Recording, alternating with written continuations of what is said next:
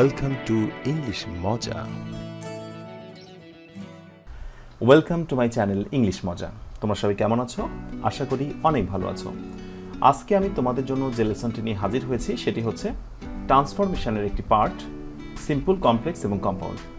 আমি ইতিমধ্যে এই সিম্পল, কমপ্লেক্স এবং কম্পাউন্ডের দুটি ক্লাস নিয়ে ফেলেছি, পার্ট 1 এবং 2। আজকে নিচ্ছি পার্ট 3 ক্লাসটি। তো পার্ট 1-এ আলোচনা করা হয়েছে বেশ কিছু ইম্পর্টেন্ট রুল নিয়ে। বাকি অংশ এইটা পার্ট 3-র এই আলোচনাটিতে থাকছে সিম্পল, কমপ্লেক্স, কম্পাউন্ডের গুরুত্বপূর্ণ এবং শেষ কিছু রুল, যেগুলো কাভার করলেই মোটামুটি সিম্পল, কমপ্লেক্স, কম্পাউন্ডের সমস্ত রুলগুলো কাভার হয়ে যায়। তো চলো দেখি আজকে সিম্পল, কমপ্লেক্স, কম্পাউন্ডের কোন রুলগুলো থাকছে। ওকে, এই হচ্ছে রুল 8। তার মানে পার্ট 1 এবং 2-তে আমি আলোচনা করে ফেলেছি 1 থেকে 7 পর্যন্ত। আজকে আমি আলোচনা করছি 8 থেকে। তো তোমরা যারা পার্ট 1 এবং 2 এর ক্লাসটি মিস করেছো, তোমাদের সুবিধার্থে আমি ডান পাশে আই বাটনের লিঙ্কটি দিয়ে দিচ্ছি। সেখানে ক্লিক করলেই তোমরা পার্ট 1 এবং 2 এর ক্লাসটি পেয়ে যাবে। সেখানে ক্লাসটি করে আসো, তাহলে আজকের ক্লাসটি বুঝতে তোমার জন্য একটা সুবিধা হবে। তো দেখো, এই বক্সটির সঙ্গে তোমরা ইতিমধ্যে পরিচিত হয়ে গেছো। এটা হচ্ছে কমপ্লেক্স। কমপ্লেক্সে কি থাকবে, সিম্পলে আমরা কিভাবে করব, আর কম্পাউন্ডি বা তার কি হবে, বিস্তারিত ব্যাখ্যাগুলো এখানে দেওয়া আছে। আমি সেটা বোঝাবো উদাহরণের মাধ্যমে, তোমরা একটু এখানে দেখে নেবে, সবগুলো এখানে দেওয়া আছে। তো কমপ্লেক্সের ক্ষেত্রে যদি কখনো দো বা অলদো থাকে, দো অলদো যুক্ত যদি কমপ্লেক্স সেন্টেন্স থাকে, সিম্পল করার সময় তার নিয়মটা কি হবে এই পাশে দেওয়া আছে, ইনস্পাইট অফ অথবা ডিসপাইট। কম্পাউন্ডের বেলা কি ব্যবহার করতে হবে সেটা ব্যাখ্যা দিয়ে বোঝানো রয়েছে, এখানে বাট ইউজ করতে হবে। তো চলো ব্যাপারটা উদাহরণের মাধ্যমে আমরা একটু ক্লিয়ার হওয়ার চেষ্টা করি। এক্সাম্পলটা দেখো, কমপ্লেক্স, দো হি is poor, he is honest. যদিও সে গরিব তবুও সে সৎ। এই সেন্টেন্সটা হচ্ছে কমপ্লেক্স সেন্টেন্স। এটা যে কমপ্লেক্স তুমি কি করে বুঝলে? দো বা অলদো আছে। ওকে, সো এই কমপ্লেক্স সেন্টেন্সকে তুমি যদি সিম্পল করতে চাও তাহলে কি করতে হবে? ফার্স্টে তোমাকে ইনস্পাইট অফ নিয়ে আসতে হবে, ইনস্পাইট অফ, অথবা তুমি নিয়ে আসতে পারবে ডেসপাইট। দেখো এখানে সেটা কিন্তু বলাই আছে, ইনস্পাইট অফ অথবা ডেসপাইট। তো যখন তুমি ইনস্পাইট অফ অথবা ডেসপাইট নিবে, এরপরে যেটা করতে হবে, সাবজেক্টের পজিটিভ ফর্ম করতে হবে, হি থেকে হিজ। আর যদি কখনো এম, ইজ আর ওয়াজ ওয়ার আসে তাহলে করতে হবে বিং। আর যদি হ্যাভ, হ্যাজ, হ্যাড আসে তাহলে করতে হবে হ্যাভিং। তারপরে এই যে এখান থেকে বাকি অংশ, এই কথাগুলো এখানে সুন্দর করে ক্লিয়ারলি বলা আছে, তোমরা একটু দেখে নিও। আর কম্পাউন্ডের ক্ষেত্রে ব্যাপারটা কি হবে? কম্পাউন্ডের ক্ষেত্রে একেবারে এই প্রথমবার তোমরা দেখতে পাবে বাটের ব্যবহার। আমরা পার্ট 1 এবং 2-এ যেগুলো কম্পাউন্ড করেছে সেখানে কিন্তু কখনোই বাট ছিল না, এই প্রথমবার বাট ইউজ হচ্ছে। তার মানে যে বিষয়টি এখান থেকে প্রমাণিত যে দো অলদো দিয়ে গঠিত কমপ্লেক্স সেন্টেন্সকে তুমি যদি কম্পাউন্ড করতে চাও সেক্ষেত্রে শুধুমাত্র বাট ইউজ করতে হবে। একমাত্র দো অলদোর ক্ষেত্রে, কম্পাউন্ডের ক্ষেত্রে বাট ইউজ করতে হবে। আচ্ছা, কম্পাউন্ডের সেন্টেন্সটা দেখো, নর্মালি হি ইজ পোর, এটা বসেছে, এরপরে কমা তুলে বাট বসানো হয়েছে, তারপরে হি ইজ অনেস্ট না হয়ে শুধু অনেস্ট হয়েছে। তো কেন? আমরা কিন্তু এর আগেও বলেছি যে অ্যান্ড, বাট, অর এগুলোর আগে পরে সমজাতীয় সাবজেক্ট এবং ভার্ব যদি থাকে, সমজাতীয় সাবজেক্ট এবং ভার্ব যদি থাকে তাহলে অ্যান্ড বাটের পরে সেই সাবজেক্ট এবং ভার্ব কোনোটি বসবে না। সেই জন্য কিন্তু সেন্টেন্সটা আসলে মূলত এরকম হয়েছে যে he is poor but honest. আর যদি পরিপূর্ণরূপে সেন্টেন্সটি লেখা যেত বা ভাবো, তাহলে সেন্টেন্সটা আসলে এরকম শোনাবে বা দেখাবে যে he is poor but he is honest. আশা করি তোমরা বুঝতে পেরেছ।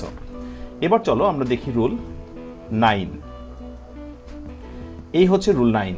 তো রুল 9টা কি? রুল 9টা হচ্ছে মূলত রিলেটিভ ফ্যাক্ট।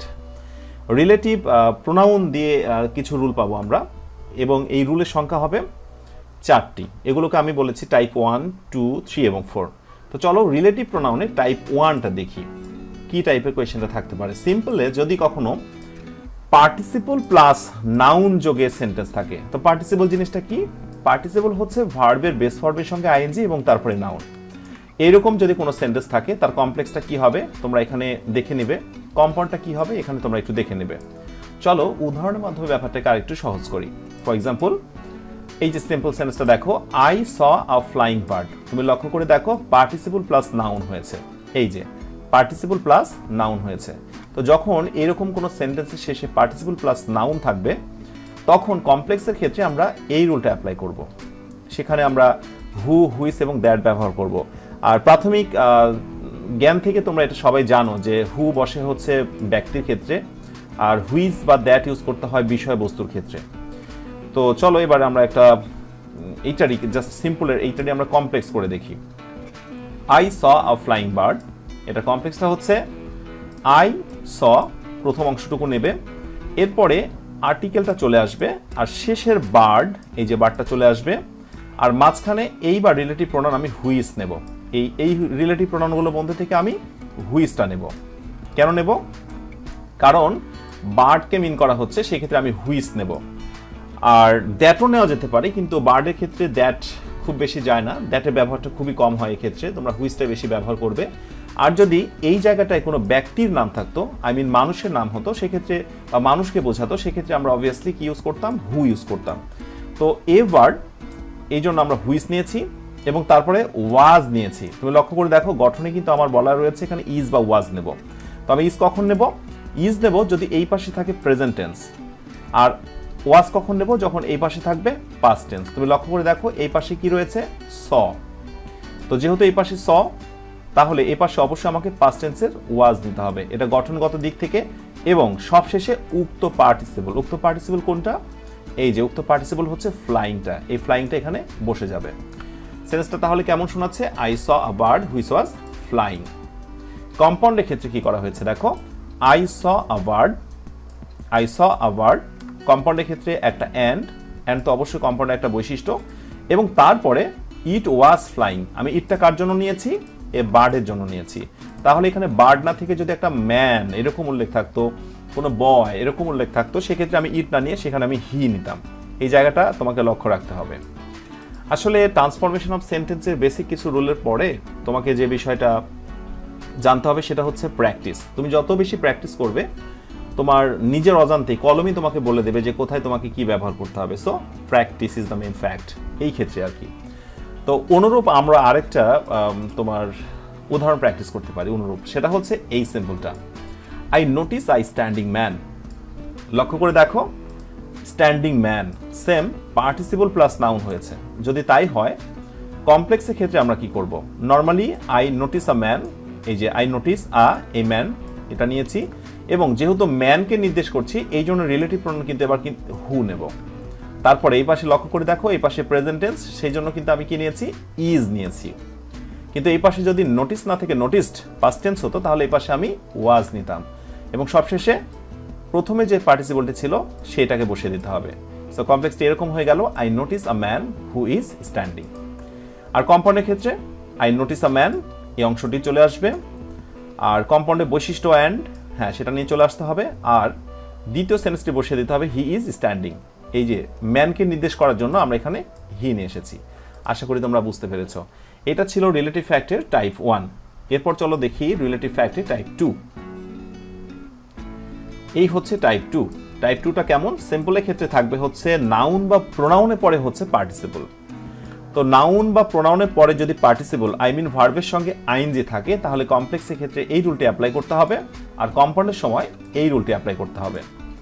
তো এক্ষেত্রে বলে রাখা দরকার যে কমপ্লেক্সের সময় রিলেটিভ প্রোনাউন অলওয়েজ কিন্তু এখানে দ্যাট ইউজ করতে হবে। সেটা পার্সন হোক, কোনো বস্তু হোক, বিষয় হোক, অলওয়েজ তোমাকে দ্যাট ইউজ করতে হবে। আচ্ছা, এক্সাম্পলের মাধ্যমে ব্যাপারটা ক্লিয়ার করা যেতে পারে। সেটা হচ্ছে সিম্পল সেন্টেন্সটা দেখো যে আই স হিম সিঙ্গিং। তুমি লক্ষ্য করে দেখো প্রোনাউন, এই যে প্রোনাউন, এবং এটা অবজেক্ট ফর্ম প্রোনাউন, এবং তারপরে কিন্তু আছে পার্টিসিপল ভার্বের সঙ্গে আইএনজি। এইভাবে প্রোনাউন প্লাস পার্টিসিপল যদি কোথাও থাকে, কমপ্লেক্সের ক্ষেত্রে কি করতে হবে?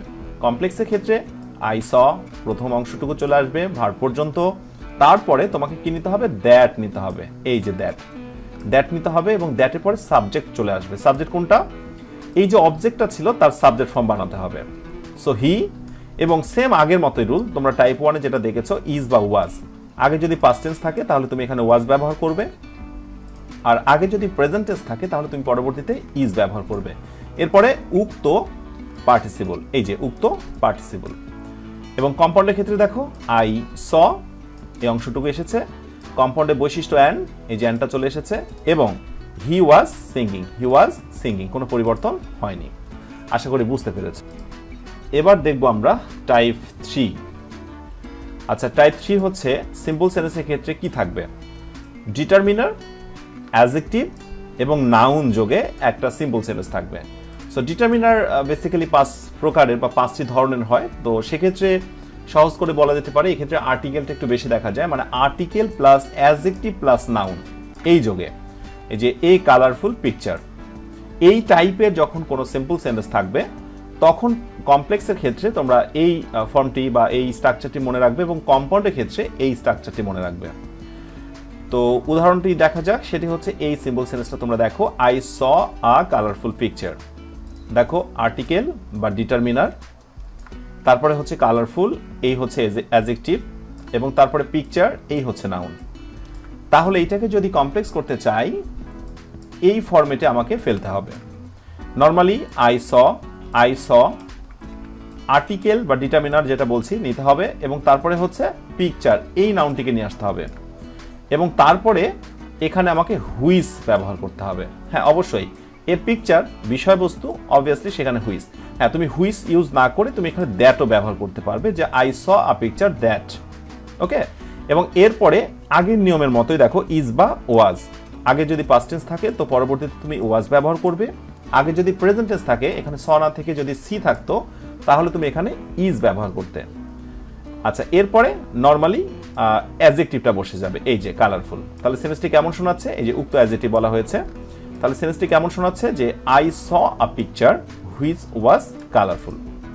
কম্পাউন্ডের ক্ষেত্রে আই স আ পিকচার, এই যে কমপ্লেক্সের এই অংশটুকু এসেছে, কম্পাউন্ডের বৈশিষ্ট্য অ্যান্ড সেটা দিতে হবে, এবং ইট ওয়াজ কালারফুল। অবভিয়াসলি আমরা এখানে ইট নিয়ে আসবো, কেন সেটা, কারণ এ পিকচারকে মিন করছে, সো পিকচারের প্রোনাউন আমাকে ইট নিয়ে আসতে হবে, তারপরে বাকি যা আছে তাই দিয়ে দিতে হবে। তো অনুরূপ আরেকটা আমরা উদাহরণ দেখতে পারি, সেখানে আমরা কিছু নতুনত্ব পেতে পারি, সেটা হচ্ছে এই উদাহরণটা, দে নোটিস অ্যান ইন্টেলিজেন্ট বয়। তো লক্ষ্য করে দেখো আর্টিকেল বা ডিটারমিনার প্লাস হচ্ছে অ্যাডজেক্টিভ, এই যে অ্যাডজেক্টিভ ইন্টেলিজেন্ট, এবং হচ্ছে নাউন এই যে বয়। যদি এমন থাকে কমপ্লেক্সের ক্ষেত্রে কি করতে হবে, দে নোটিস, এই যে ডিটারমিনারটা এখানে চলে আসবে, কিন্তু পার্থক্য হচ্ছে এখানে অ্যান ছিল কিন্তু এখানে এ হয়ে গেছে। তার কারণ আছে, ওইখানে অ্যানটা নেওয়া হয়েছিল মূলত ইন্টেলিজেন্টের আয়ের জন্য, কিন্তু এখানে তুমি যে এটা নিচ্ছ বা নিতে হবে সেটা কিন্তু বয়ের জন্য। তো সেই জন্য আসলে এই অ্যানটা এখানে এতে পরিণত হয়ে গেছে। সো দে নোটিস আ বয়। এবার যেহেতু বয়কে মিন করছে, সো রিলেটিভ প্রোনাউন আমি কি নেব, হু নেব। ব্যক্তি বোঝালে তো হু হয়, হু হয়েছে, এবং এই পাশে প্রেজেন্ট টেন্স, সেই জন্য কিন্তু আমি এখানে ইজ নিয়েছি এই নিয়ম অনুযায়ী, এবং উক্ত অ্যাডজেক্টিভ, যে অ্যাডজেক্টিভটা ছিল সেই অ্যাডজেক্টিভটা আমাকে বসিয়ে দিতে হবে। এবং কম্পাউন্ডের ক্ষেত্রে দেখো দে নোটিস আ বয়, কম্পাউন্ডের বৈশিষ্ট্য এই যে অ্যান্ড চলে এসেছে, এবং তারপরে হি ইজ ইন্টেলিজেন্ট, বয়ের জন্য আমাকে হি নিতে হচ্ছে, আর বাকি যে অংশটুকু আছে হুবহু তা বসিয়ে দিতে হবে। আচ্ছা, এরপরে দেখব লাস্ট নাম্বার, সেটি হচ্ছে টাইপ 4 রিলেটিভ প্রোনাউন সংক্রান্ত। এটা খুবই সিম্পল, খুবই সহজ, কিন্তু পরীক্ষায় প্রচুর আসে। সিম্পলের সময় যদি এই স্ট্রাকচারে থাকে যে সাবজেক্ট, মাঝে একটি লিঙ্কিং ভার্ব, তারপরে হচ্ছে কমপ্লিমেন্ট, এক্ষেত্রে এই ব্যাপারটা ক্লিয়ার করা দরকার যে সিম্পলের সাবজেক্টের পরে লিঙ্কিং ভার্ব জিনিসটা আসলে কি। লিঙ্কিং ভার্ব হচ্ছে মূলত ওই যে বি থাকবে, রিমেন থাকবে, বিকাম থাকবে, কিছু লিঙ্কিং ভার্ব। তোমরা আমার ভার্বের ক্লাস আছে আমার চ্যানেল থেকে, সেই ক্লাসটি তোমরা দেখে নিতে পারো। তো লিঙ্কিং ভার্বের পর যদি কমপ্লিমেন্ট থাকে, কমপ্লিমেন্ট জিনিসটা কি, এটারও ক্লাস আমি আমার চ্যানেল ইতিমধ্যে নিয়েছি। কমপ্লিমেন্ট এবং অবজেক্টের মধ্যে পার্থক্য, তোমরা সেই ক্লাসটি করে ফেলতে পারো। তো কমপ্লিমেন্ট হচ্ছে মূলত 3 প্রকার, নাউন কমপ্লিমেন্ট, অ্যাডজেক্টিভ কমপ্লিমেন্ট এবং অ্যাডভার্বিয়াল কমপ্লিমেন্ট, কিন্তু এখানে সাধারণত লাস্টে অ্যাডজেক্টিভ থাকবে। তাহলে সাবজেক্ট সাধারণত বি ভার্ব, এবং তারপরে যদি অ্যাডজেক্টিভ থাকে, এইটাকে যদি তুমি কমপ্লেক্স করতে চাও তাহলে শুরুতে ইট নিয়ে আসতে হবে, লিঙ্কিং ভার্ব থেকে এই সূত্রটি ফলো করতে হবে, মাঝে তোমাকে হুইস নিতে হবে। রিলেটিভ প্রোনাউন হু বা দ্যাট ইউজ হয় না, এখানে শুধুমাত্র হুইস ব্যবহার হয়। কম্পাউন্ডের ক্ষেত্রে তোমাকে এই ফর্মেটটি অনুসরণ করতে হবে, মাঝখানে অ্যান্ড নিতে হবে। For example, health is wealth. অনেকেরই হয়তো মনে হচ্ছে ও আচ্ছা, এটা তো এর আগে আমরা প্র্যাকটিস করেছি বা এটা তো পরীক্ষায় এসেছিল, এটা তো জানি। হ্যাঁ, এই টাইপের যদি হয় যে হেলথ ইজ ওয়েলথ, দেখো যেটাই হেলথ সেটাকে আমি ওয়েলথ বলছি, তার মানে health is equal to wealth. এইরকম যদি হয়, মাঝখানে যদি কখনো এরকম লিঙ্কিং ভার্ব বি ভার্ব থাকে, তাহলে কমপ্লেক্স করার সময় ইট নিয়ে আসতে হবে, এই যে ইট নিয়ে এসেছি, এবং তারপরে লিঙ্কিং ভার্ব, এই যে লিঙ্কিং ভার্বটা নিয়ে আসতে হবে, এবং তারপরে প্রথম সাবজেক্ট, এই যে প্রথম সাবজেক্ট কি আছে, হেলথ, তাহলে ইট ইজ হেলথ। ওকে, এবং এরপরে আমাকে অলওয়েজ হুইস নিয়ে আসতে হবে, এবং তারপরে ইজ থেকে এই বাকি অংশটা দিয়ে দিতে হবে। আর যদি এই পাশে পাস্ট টেন্স হতো তাহলে এই পাশে আমি নর্মালি পাস্ট টেন্সই ব্যবহার করতাম। এবং কম্পাউন্ডের ক্ষেত্রে ইট ইজ হেল্ড এই অংশটুকু চলে আসবে, কম্পাউন্ডের বৈশিষ্ট্য অ্যান্ড সেটা নিয়ে আসতে হবে, এবং শুধু ওয়েলথ আমি এখানে বলেছি বা বলতে হবে। তার কারণটা দেখো, it is held and it is well, কথাটা কিন্তু মূলত এরকম ছিল, it is wealth, it is held and it is well. আমি ইট ইজটা দেইনি কেন, আমি এর আগে বলেছি যে অ্যান্ডের আগে এবং পরে যদি সমজাতীয় সাবজেক্ট ভার্ব হয় তাহলে দ্বিতীয়টি আর দিতে হয় না, সেই জন্যই মূলত ইট ইজটা দেওয়া হয়নি। সেই জন্যই এই সেন্টেন্সটি এমন দেখাবে যে it is health and wealth. এই জাতীয় সেন্টেন্সগুলো তোমরা এইভাবেই সলভ করবে, যেমন হানি টেস্ট সুইট, তারপরে হচ্ছে money is called second god, এই টাইপের সেন্টেন্সগুলোকে মূলত তোমরা এই ফরম্যাটে ভাববে এবং কমপ্লেক্স এবং কম্পাউন্ডটা এইভাবে তোমরা করবে। তো এই ছিল মূলত আজকের আলোচনা। আশা করি আলোচনাটি তোমরা বুঝতে পেরেছো। তোমাদের ইন্টারমিডিয়েট এবং একাডেমিক সিলেবাসে তোমাদের গ্রামারের যে লেসনগুলো আছে সব লেসনের পরিপূর্ণ সাপোর্ট পেতে আমার চ্যানেলের সঙ্গে থাকো। তোমরা যারা সাবস্ক্রাইব এখনো করোনি তাদেরকে বলবো সাবস্ক্রাইব করে আমার সঙ্গে থাকো আর আপডেটের জন্য অপেক্ষা করতে থাকো। আর ইতিমধ্যে যারা সাবস্ক্রাইব করে ফেলেছো তোমাদের অসংখ্য ধন্যবাদ। শুধুমাত্র একাডেমিক নয়, অ্যাডমিশন টেস্টের ফুল সাপোর্টের জন্য তোমাদের সাথে আছি সব সময়। তোমরা সবাই নিজেরা ভালো থেকো আর অন্যকে ভালো রেখো। টাটা, বাবাই।